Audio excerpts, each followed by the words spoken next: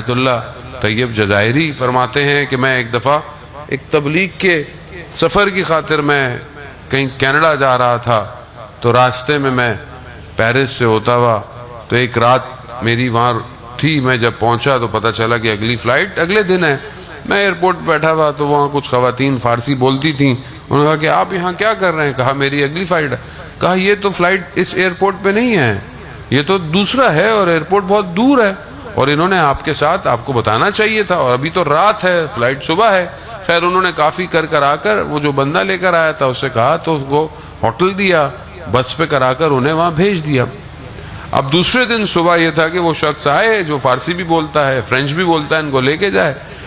خلاصہ اس نے بہت لیٹ کر دیا. بڑی مشکل سے اس نے ان کو اسی ایئرپورٹ پہ چھوڑا اور خود بھاگ گیا جلدی. اب جہاں پہنچے انہوں نے وہ کارڈ دکھایا، بورڈنگ پاس، تو کہا یہ تو ٹرمینل 3 ہے، آپ کو تو ٹرمینل 1 میں جانا اور ابھی گھنٹہ باقی ہے آپ کی فلائٹ میں اور آپ لیٹ ہو رہے ہیں. خیر یہ بھاگتے بھاگتے کہتا میرے ہاتھ میں کتابیں تھیں، کافی بھاری تھیں، اور میں ایک بس کو روکوں دوسری کو روکوں مگر میرے پسینے چھوٹ گئے، کوئی مجھے سوار ہی نہیں کر رہا. کہا ایسے میں نے بی بی سے توسل کیا.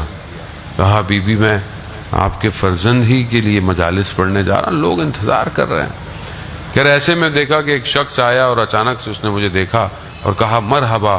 تو میں نے کہا یہ تو عربی بولتا ہے. میں نے اس پہ عربی بات کی تو اس نے ایسے اس نے بولا کہ تقریباً یہاں سے گھنٹے کا سفر بھی ہے اور آپ کا تقریباً گھنٹہ ہی رہ گیا. خیر اس نے بہت کوشش کی مجھے بس میں بٹھانے کی مگر بس نہیں. تو کہنے لگا کہ اب یہ ہے کہ میں آپ کو خود گاڑی پہ چھوڑ کے آؤں. اب میں بھی گھبرایا بھی صحیح کہ پتہ نہیں دوسرا ملک ہے، کون ہے کیا ہے، لیکن بہرحال میں بیٹھ گیا، مجبوری تھی بیٹھا. تو خیر میں نے اسے پوچھا تو میں عربی کہاں سے آتی ہے؟ تو کہا میں بہرحال میں فوج میں ہوتا ہوں یہاں. میں نے کہتا میں اور گھبرا گیا، میں کہا یہ کہیں اور ہی نہ لے جائے مجھے. تو کہا نہیں میں اردن میں تھا، مجھے عربی آتی. تو خلاصہ خیر مجھے بہت تیزی سے وہ لے گیا اور وہاں جا کر اس نے مجھے چھوڑا.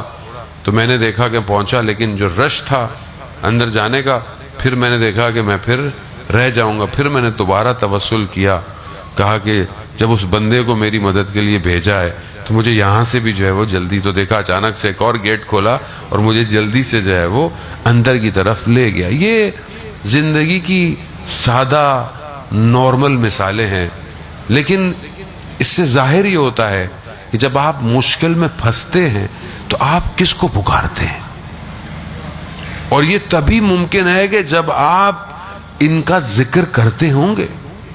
ورنہ عام زندگی میں جب انسان مشکل میں پھنسے تو ادھر دیکھتا ہے، کبھی ادھر دیکھتا ہے، کبھی اس کو فون کرتا ہے، کبھی خوب اسباب ضروری ہیں، وسیلے ضروری ہیں، لیکن ان وسیلوں تک جانے کے لیے پہلے آپ کہاں جاتے ہیں؟ تو جو خدا پر توکل کرتا ہے خدا اس کے لیے راستے خود کھولتا ہے. لیکن جو خدا پر توکل کے بجائے پہلے لوگوں کے پاس چلا جائے تو خدا بھی اسے رلا دیتا ہے.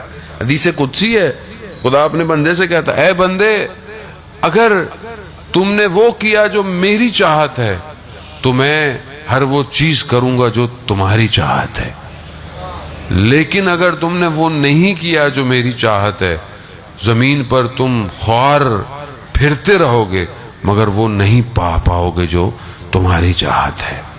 خوب انسان اپنے آپ کو خدا کی طرف متوجہ کرے.